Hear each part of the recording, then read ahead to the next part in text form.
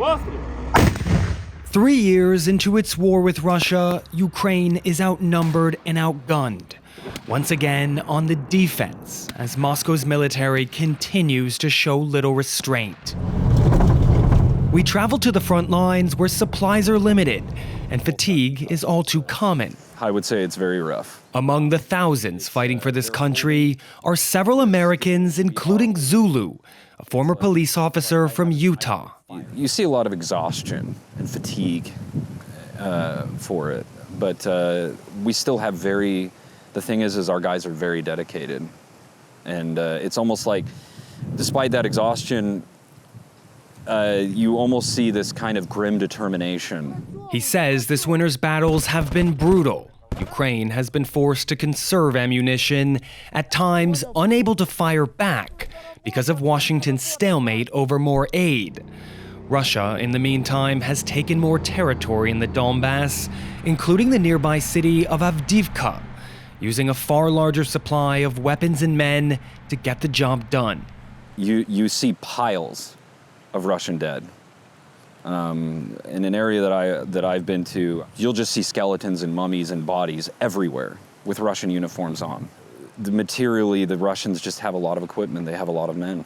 What are the biggest challenges on the Ukrainian side right now? Artillery shells, ammunition, anti-aircraft missiles, I would say. The Donbass region has been home to some of the heaviest fighting here since the war began, and the bombardment is no doubt getting worse as Ukraine is conserving its ammunition. Russia is closing in and now is only about 9 miles from where we're standing today. This time last year, it was Ukraine preparing to go on the offensive. But now, Russian forces are ramping up to make major territorial gains as soon as May 9th, the anniversary of the Soviet victory in World War II. When you first go to the front line, you're like, that was hell, you know?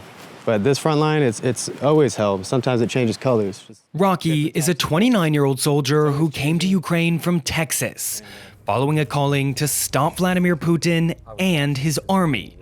He doesn't understand why the U.S. isn't racing to help Ukraine finish the job. Ukraine is holding off one of the largest armies in the world with Ukrainian-made artillery, everything Ukrainian-made.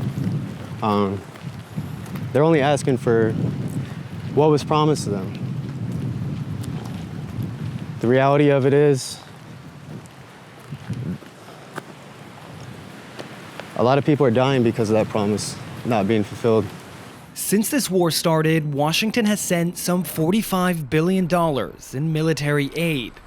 And over time, it has agreed to provide supplies that were previously off limits, like Abrams tanks and F-16 fighter jets.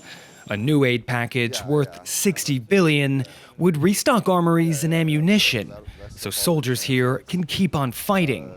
You can play defense all day long, but if you never get a chance to play offense, you're just going to keep going back. So. Less than 24 hours after we filmed in this frontline town, Russia's forces targeted it with powerful precision-guided munition. The fighting is intensifying here, and without urgent support, communities like this will be flattened to the ground. In eastern Ukraine, I'm Ryan Thompson for Newsnet.